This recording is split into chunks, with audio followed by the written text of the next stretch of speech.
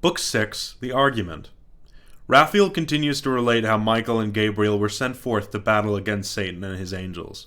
The first fight described, Satan and his powers retire under night. He calls a council, invents devilish engines, which in the second day's fight put Michael and his angels to some disorder.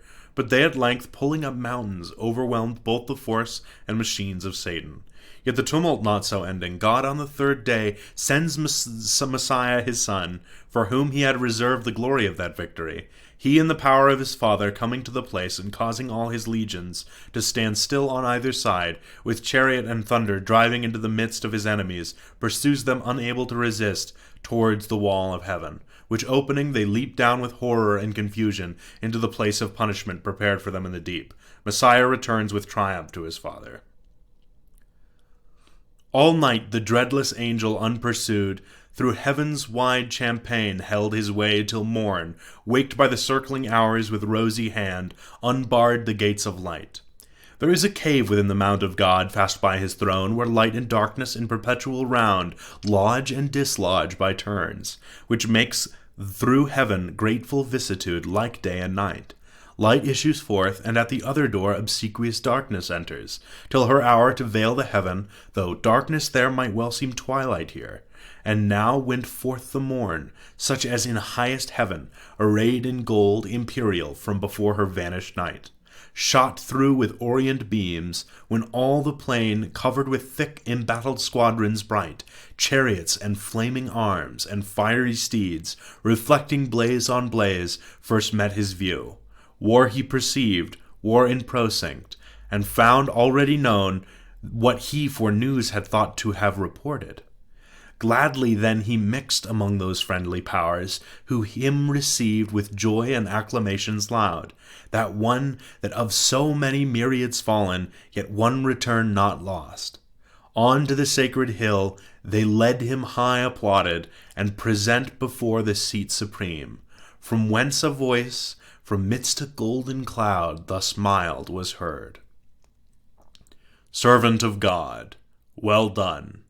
Well hast thou fought the better fight, who single hast maintained, against revolted multitudes, the cause of truth, in word mightier than they in arms. And for the testimony of truth hast borne universal reproach, far worse to bear than violence. For this was all thy care, to stand approved in sight of God, though worlds judged thee perverse. The easier conquest now remains thee, aided by this host of friends, back on thy foes, more glorious to return, than scorned thou didst depart, and to subdue by force, who reason for their law refuse, right reason for their law, and for their king Messiah, who by right of merit reigns. Go, Michael, of celestial armies prince, and thou in military prowess next, Gabriel. Lead forth to battle these my sons, invincible. Lead forth my armed saints, by thousands and by millions ranged for fight, equal in number to that godless crew, rebellious.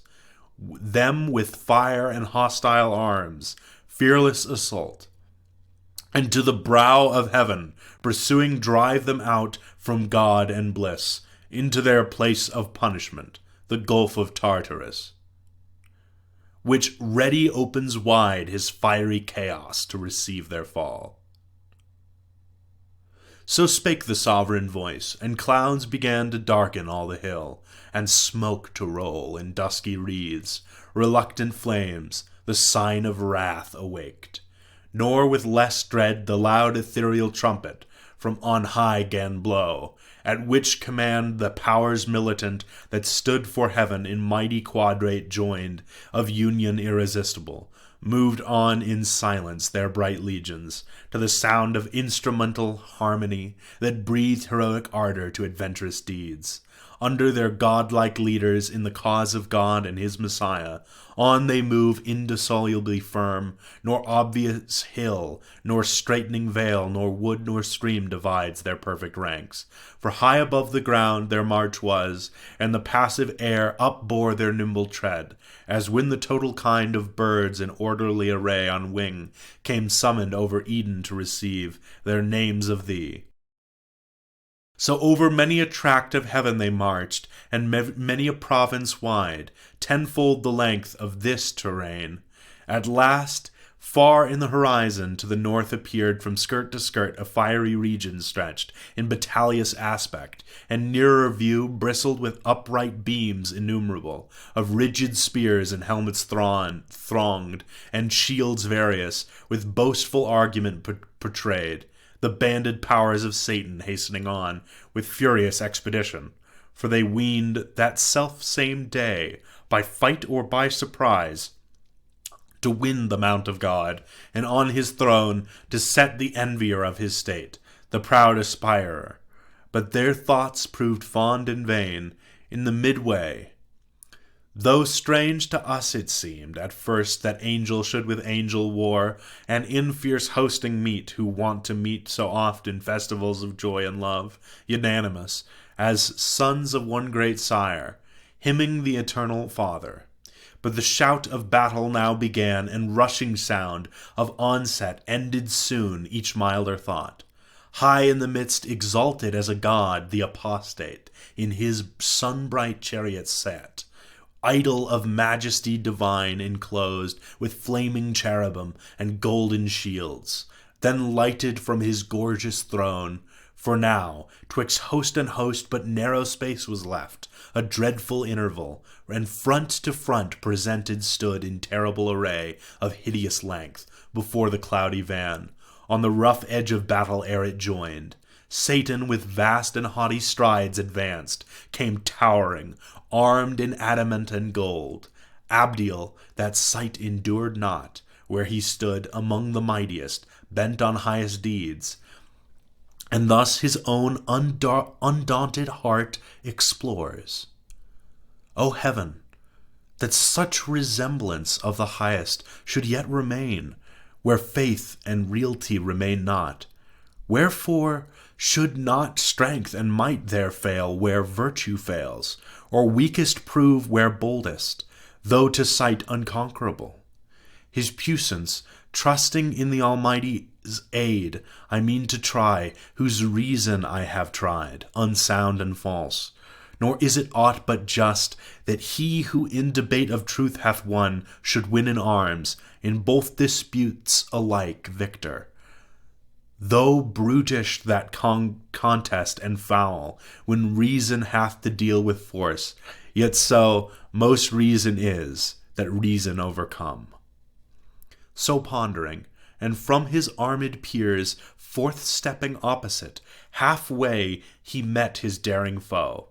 At this prevention more incensed, and thus securely him defied. Proud art thou met. Thy hope was to have reached the height and of thy aspiring unopposed, the throne of God unguarded, and his side abandoned at the terror of thy power, or potent tongue. Fool, not to think how vain against the omnipotent to rise in arms, who out of smallest things could without end have raised incessant armies to defeat thy folly, or with solitary hand, reaching beyond all limit at one blow, unaided could have finished thee, and whelmed thy legions under darkness. But thou seest all are not of thy train. There be who faith prefer, and piety to God, though then to thee not visible, when I alone seemed in thy world erroneous to dissent from all. My sect, thou seest, now learn too late, how few sometimes may know when thousands err.